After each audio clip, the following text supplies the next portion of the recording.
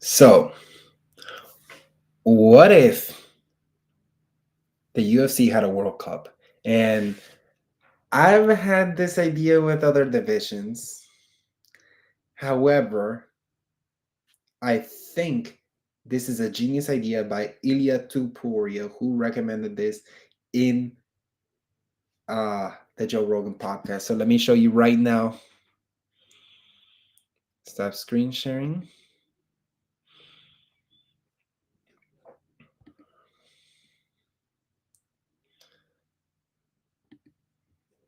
Share. Okay.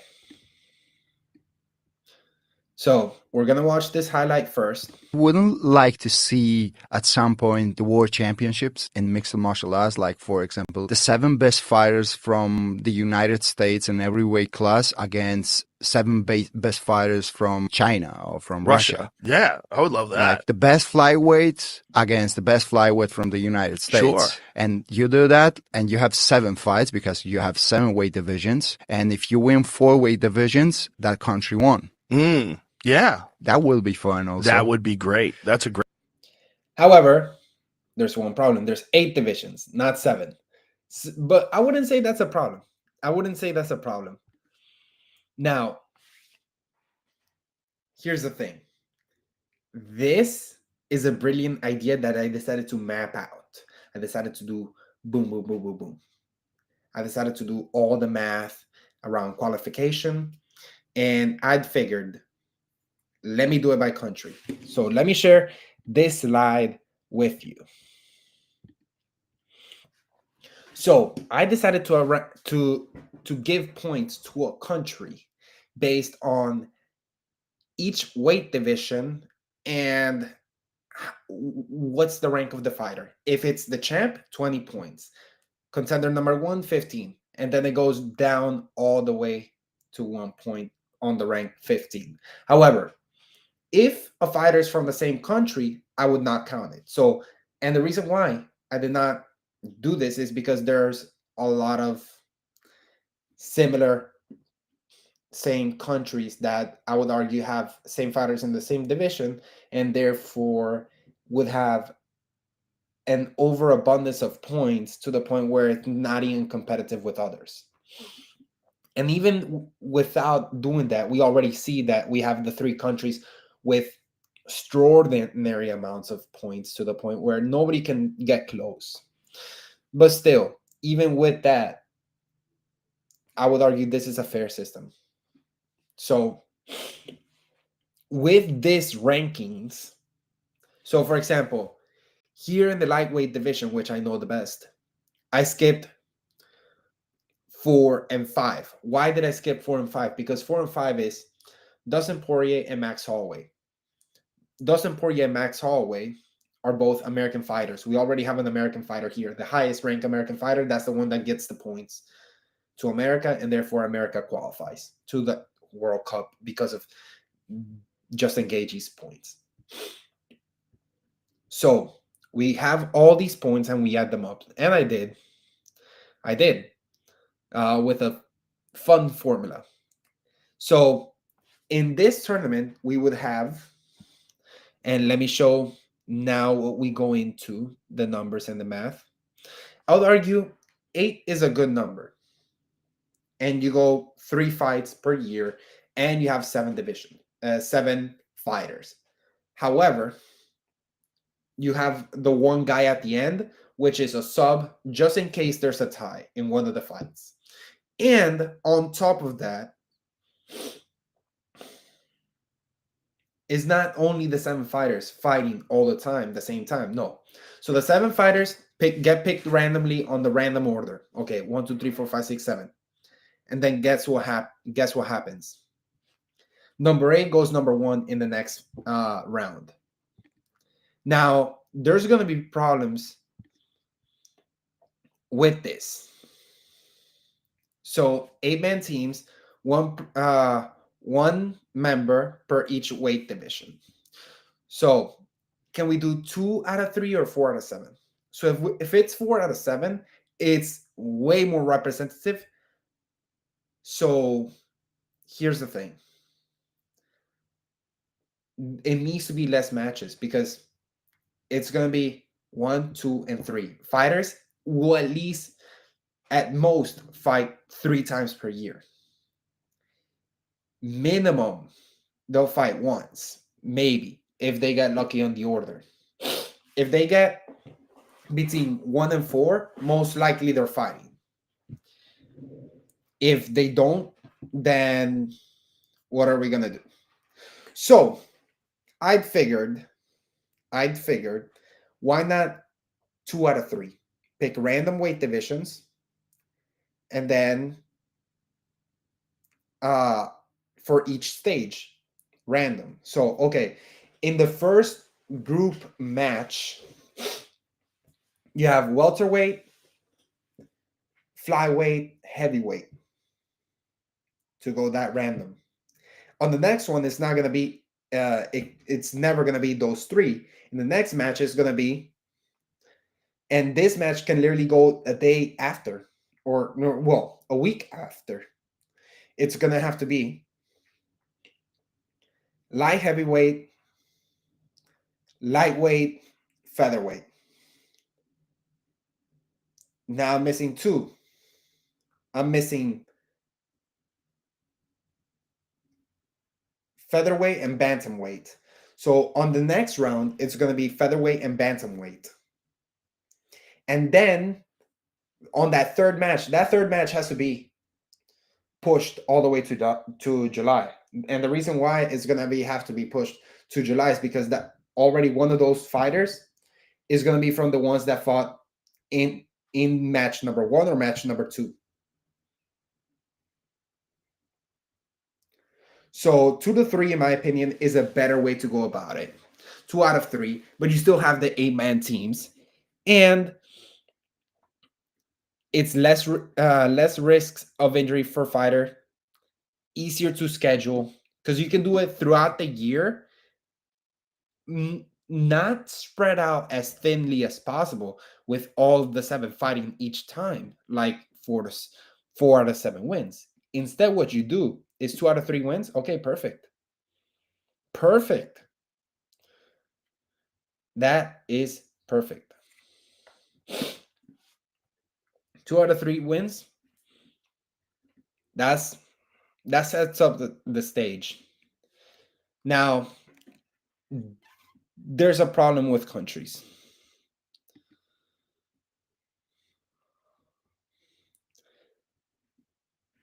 So if it's 2 out of 3, I'm going to have to say make it 6 teams. And the reason why is because you can have more matches, so therefore you have the group stages. And I would argue it's with 6 teams. So group stages is 1, 2, 3. Boom. So you have two matches per team. And that's definitely going to be better. That in and of itself is good. Then you have the third match, which is going to be between the teams that did not play each other yet, and that's going to be in the middle of the July. And then at the end of the year, you can have your final and your semifinal. You can have both of them. Now, with 8 teams, the best is 4 out of 7. If it's 8 teams,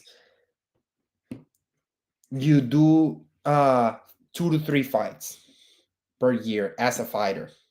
And the reason why is because the most likely outcome is that, well, if you're in an 8-man team and 7 have to fight, well, 1, you could be the odd man out, that you get, essentially you're the sub, so you're not fighting, or your team wins 4-0, or your team loses 4-0, and therefore you don't even fight.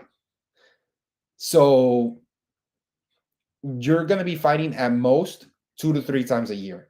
With the previous one, you're going to be fighting 2 at mostly 1 to 2, 1, maybe 3 times a year, depending on which which random selection you got. So the pros by country. Countries that qualify but don't have ranked fighters in every division will bring up their most high ranked fighter that is in top 15. So for example, Georgia, they don't have fighters in the top 15 for all the divisions. Georgia's a great country. They've had 2 champions, even though they're a tiny nation. However, we would see a Georgian fighter that isn't in the top 15. And guess what? They would be fighting against Volkanovski. So this would give more exposure to low-ranked fighters because they're in a top country. This would mean that they're stacked teams. So we would always have a very strong American team. We would always have a strong Russia team, a strong Brazil team. Now, what are the cons? The cons is that countries that qualify but don't have ranked fighters in every division will bring up. That's also a negative because it could lead to blowouts. Could an unranked fighter in the top 15 fight Volkanovski and win? Volkanovski's a madman. He's one of the greatest fighters of all time. In my opinion, not my favorite featherweight. I think that goes for Ilia Topuria or Max Holloway. Also Conor McGregor. Call me a bandwagon, yeah. But, and then there's a case for Jose Aldo. But this could literally mean that a low-ranked fighter goes up against the title way too early. So that's a con. It could be major blowouts. There's always going to be top-heavy qualifiers because they're just size, big amount of fighters. So United States, Russia, Brazil. Brazil has a top-ranked fighter in every single division. Russia misses in the welterweight division, which is why Islam Makhachev is moving up. Not because of this World Cup, but because there's no one to represent Russia in the welterweight division. And the guy from the gym that is Bilal Mohammed is no longer the champion. So they need to get this win for the title. There's unbalanced team strength. So, wait a second. Hola mamá, estoy haciendo un video de YouTube. There's unbalanced team strength in the sense that, well, you have ones that will always qualify because of the sheer size and sheer amount. United States, Russia, Brazil. And when it comes to, let me just show you again. If you do top 8 countries, we always know these 3 are going to be there. Australia, we don't know if it's going to be there after Volkanovski's over. Well, we have Jack Della Maddalena. So now there's going to be more exposure to Australia. Therefore, Australia is going to become a better country for fighting. However, England, okay, ranked over there over Georgia. I think Georgia is going to overtake it sometime. Even despite England's resources, we can talk about, well, France. It's surprising that it's still top compared to Mexico. If this was a different time, Mexico would have been taking over France, and we would. And here's the thing: Kazakhstan is just starting, so with 21 points, I feel like that's low compared to what it has to offer. South Africa, that's just one champion giving them 20 points. 20 points for South Africa. That's, yeah, because the one champ that they have, but then they have nobody else. So essentially, one fighter can literally carry their country up, but they need multiple fighters in order to actually reach higher.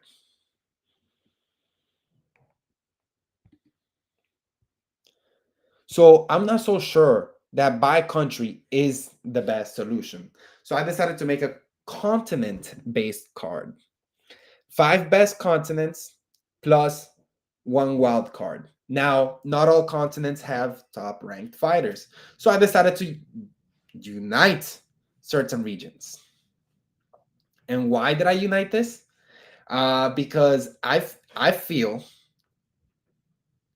that the best way to have some sort of unity around a World Cup, a nationalistic World Cup, is to have some Pan American qualification system. You're still cheering for Mexico, even though you're fighting in the North America team. You're cheering for Brandon Moreno if Brandon Moreno makes it. However, he's not the most top ranked fighter of North America. But if it was a North American team, most likely it's going to be America, Mexico, maybe Canada. The other countries don't really get there. If we were talking about South America, well, it's going to be Brazil mostly.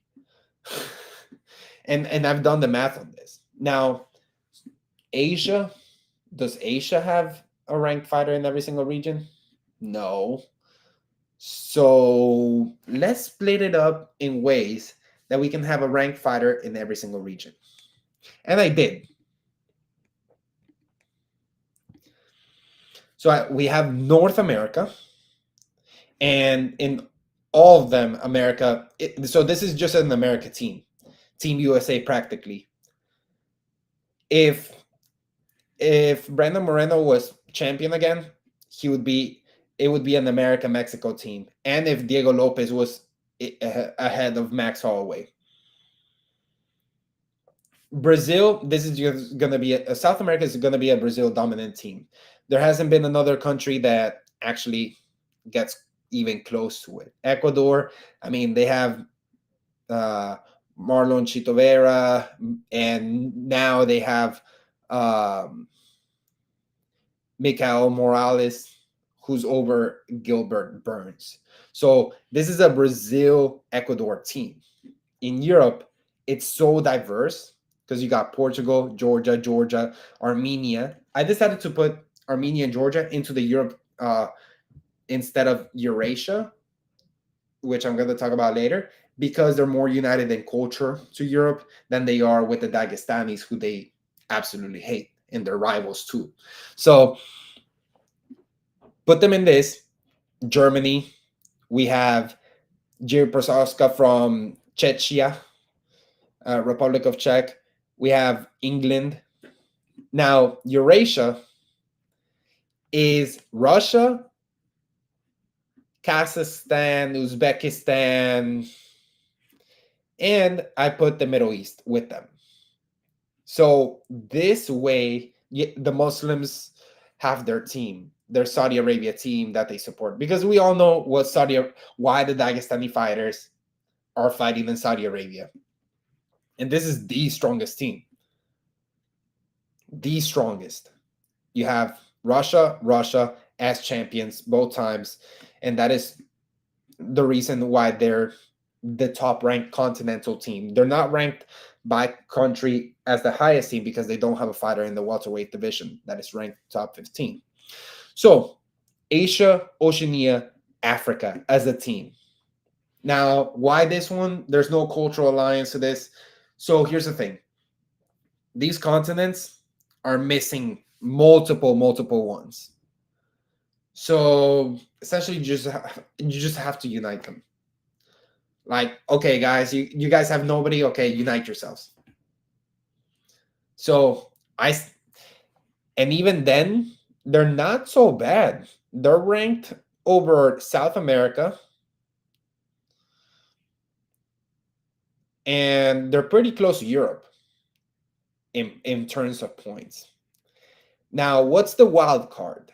The wild card is every single fighter that did not make it to any of these continental teams make it onto this one. So this one is, well, we see Mexico, Brando Moreno. We see Russia, Umar Nurmagomedov. We see Mexico again, Yair Rodriguez. We see United States, Dustin Poirier. We see Kazakhstan, which would have counted under Eurasia, Shavkat Romanov. We would have seen Israel Adesanya in the Africa team, but we have Dricus Duplessis, John Balakovic from the lightweight division, but who's representing Europe? Jiri. And we have Cyril Gahn, who is not able to represent Europe because Tom Aspinall is. So here we have 6 teams, 5 continental, 1 wild card. The wild card is always going to be the weakest because they're essentially the recruits that never got hired to the continental teams.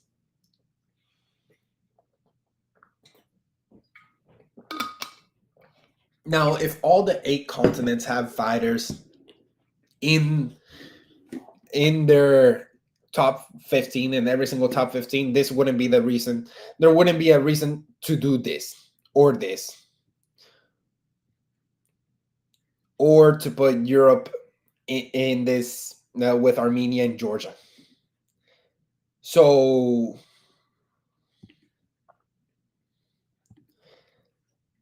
yeah, I had to change up a little bit of what we call the continents.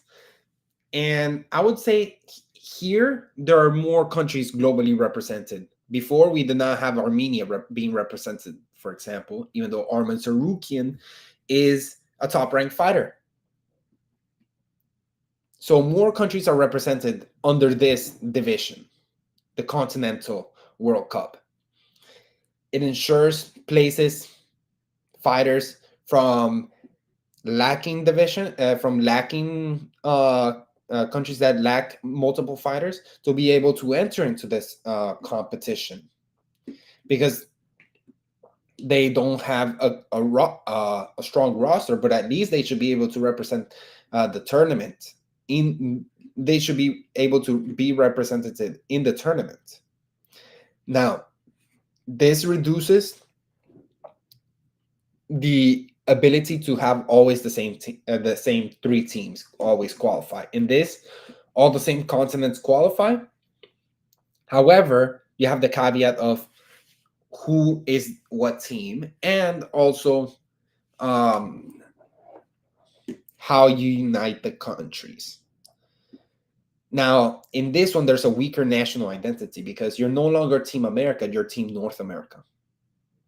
So you're no longer, representing the United States, but you're also representing North America. So would people follow it less, the World Cup, because you're rooting for Team North America, which includes, well, in this one, it does not include Mexico. In this one, it's only America, because America is the dominant one in every single division. So that is Team America. But let's just say, for example, for Brazil, would you root for Team South America, even though it's mostly Brazilians and only one South American? Or, well, Team Eurasia, Middle East, they're Muslims, so they're always going to be like, I gotta support my Muslim brothers, and so they're always going to be allied. So there's still a weaker national identity, because it's not about erasure, but it's about putting a label, a pan-American, a pan-continental identity over the country identity, the national identity. So does this have a problem? I don't know. Let me see what the comments have to say.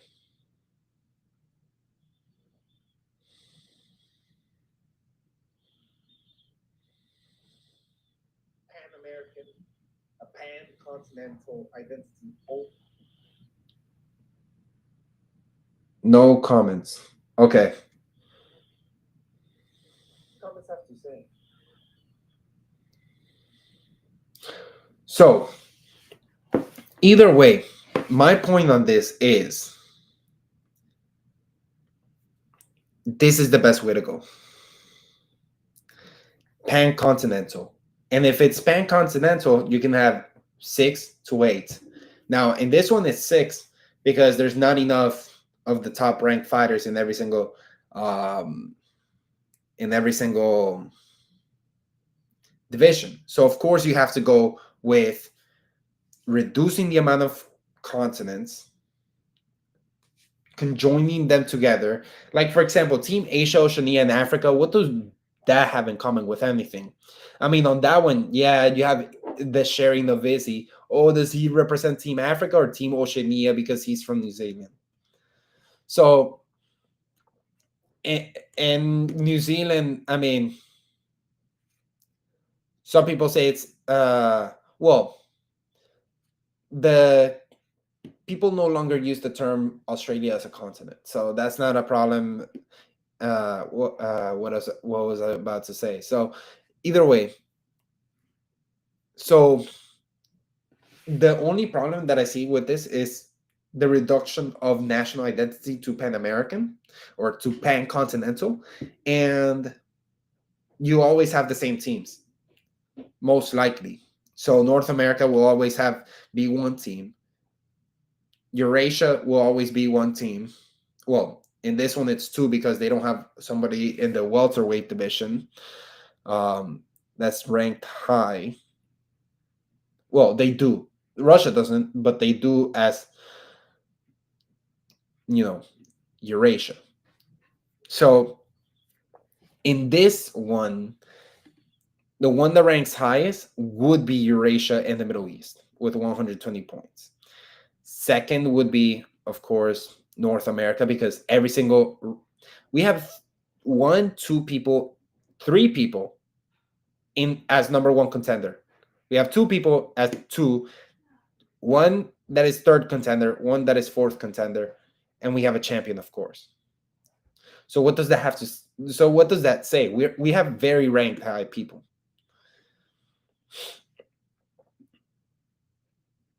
Brazil, a lot of them are way behind. Well, this is South America, but this guy's from Ecuador. Here we have Kai Kara France from New Zealand, I believe, or Australia. Okay, we have Song Yadong from China, Alexander Volkanovski, who's a champ. So Dan Hooker, New Zealand or Australia, lightweight, ranked number 6. Tai Tuivasa. I mean, guy's fun, but because of the Shui, but come on, he's not ranked that high, so he doesn't give this team many points. Now the points for the continents don't matter as much per se of who qualifies, but rather in the place that they qualify. So therefore, we can set up the groups in that way. Oh, the team that's ranked number 1 in the group stage, that would be Eurasia Middle East, plays the team that is in a group with this team and with this team in a group stage. I would argue that's pretty fun. So we have Brazil mostly against Russia mostly against a mixed team. That's pretty fun. And then here we have Asia, Oceania, Africa. Estoy en video. We have North America and we have Europe in one group. I would say that's pretty fun. Now, how would you do the divisions?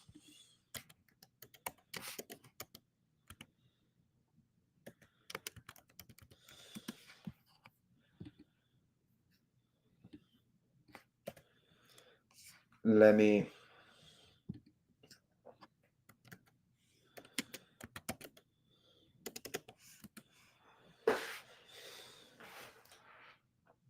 flyweight. What's the next one? Bantam.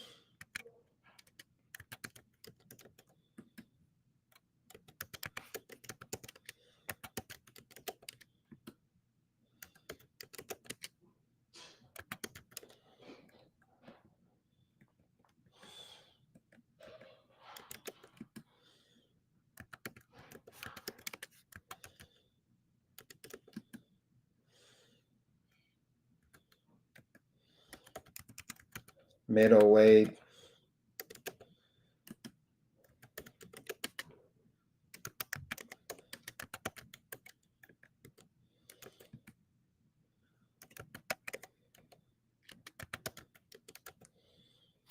So you do this multiple times until you get essentially 12 fights. Now, I would argue no, 16. 16. Because wait, no. You do this 16 times, I would say. Because no, you do this so you do this 8 times because of 1, 2, and 3. Then you have to start doing it again. So you have 1 hole there, so that's 9. Then you have a semifinal and a final. So then you have to do 9 plus 3 equals 12. Then 15. So you do this 16, 18 times. 15 to 18 times. And you spin the wheel, and this is who goes first. Then second, third, fourth.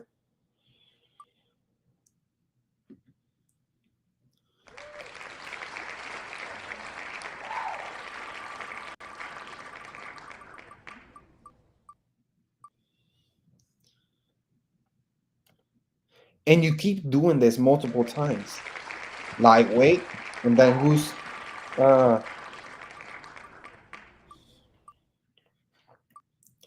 light heavyweight. Oh, so that's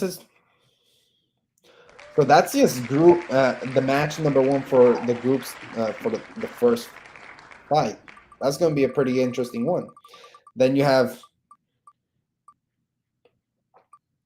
featherweight. Okay, that's pretty good, and you get my point. But going back to this, not this.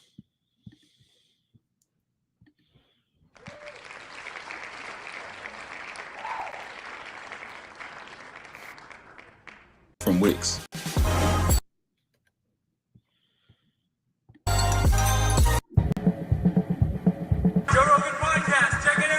The Joe Rogan Experience. Fight at a high pace. If you had like just 15 one minutes. 15-minute round, guys would be exhausted, and the end of it would be sloppy. It wouldn't be the same. The pace would be much slower. It wouldn't be as good. So I think there's nothing wrong with rounds, but I think it's one fight. It's not 5 fights. So why does he stand up at the end of every round? He's always. I think if a guy talking takes about you this. down and he's got you mounted with like trapped an arm and he's punching your ribs trying to secure an arm triangle, why does he get to stand up again? Yeah, It doesn't make any sense. that's true. Especially if he's a striker and you wasted Exactly. all that energy to get him to the ground and you got so close to cinching up a submission and then all of a sudden he's back on his feet And again. then clink, you have to Yeah, stand up. and he didn't even Start earn again. it. Yeah. Start him right back down there. That's No true. cage, no stand-ups. No stand-ups ever. If everybody boos, tough shit. Go watch baseball. That's true. Go watch something else. You wouldn't like to see at some point the world championships in mixed martial arts, like for example, let's say the 7 best fighters from the United States in every weight class against 7 best fighters from, I don't know, from China or from Russia. Yeah, I would love that. Like the best flyweight against the best flyweight from the United States. Sure. And you do that, and you have 7 fights because you have 7 weight divisions. 8. And if you win 4 weight divisions, that country won. Yeah. That will be fun also. That Well, on each round, you can't have 8 because what if it's 4 and 4? No. So what you do is 7. Odd man out. Okay, so you pick the 7 randomly. That's it. The 8th guy, he's only there if in case there's a tie. would be great. That's a great idea. I love that idea. Yeah, I think that idea sounds really good. And also, there is a bit of an issue, right, with the UFC being the premier organization for martial arts. The UFC is Oh, he is always going to talk about how the UFC is terrible to have a monopoly, and how, I mean, here's the thing. There's problems. There's problems with having just a monopoly alone. However, the idea that the UFC being the dominant one is a problem is only for the fighters and for the fans as well. However, when it comes to understanding who is the top person, who is the best fighter, the UFC is the best thing that can happen. And the reason why is because we're no longer talking about different. You need to have multiple belts under different organizations. So Canelo has to compete in the world boxing, the WBC, a bunch of organizations for him to be called the best fighter in his own weight class. Kamaru Usman just needs to win the one, and that's the thing. That's the reason for that domination. Now, of course, there's other divisions who are slightly well, they don't bring the most elite fighters. So it works in a pyramid in the sense, well, all the elite fighters want to go to one, which is the UFC. And it's because the fighters give it its power. Now, to forget that, to not talk about that, I would argue that the UFC in and of itself is better in that sense because it allows for somebody to say, I am the world champion. So, but going back to the World Cup topic, this 7 fighters out of 8 is a good idea. Having an odd man out for just in case if there's a tie. And we do this multiple times throughout the year because fighters cannot fight all the time. They can't. Unless you decide to say, you know what? Only 1 round fight. 1 round changes the entire dynamic. The entire dynamic. And then you say, okay, if it's 1 round, okay, to get a knockout, okay, it's, yeah, that's maybe feasible to say, oh, okay, these guys can fight multiple times throughout the month to have a 1 month long tournament. But I don't think that's the case. If you want to have multiple rounds the way we do, 3 to 5 rounds, you have to do it throughout the entire year, this World Cup. So comment below what you guys think. Comment below because I really care for y'all's opinions. Comment below what you guys think. What would you say about a World Cup for the UFC? I'll give you guys 2 minutes. If not, please like, share, go to my link tree, read my articles, whatever. Follow me on Instagram, Andres de Leon Morales. I'm no longer Bitcoin pimp.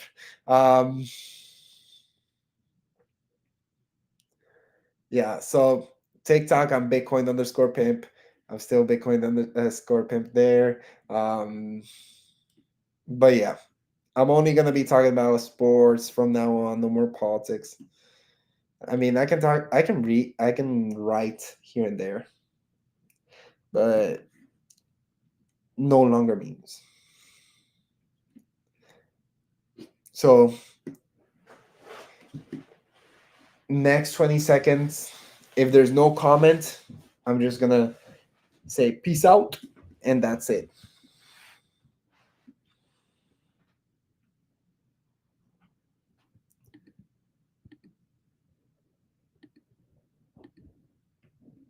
No comments? Well,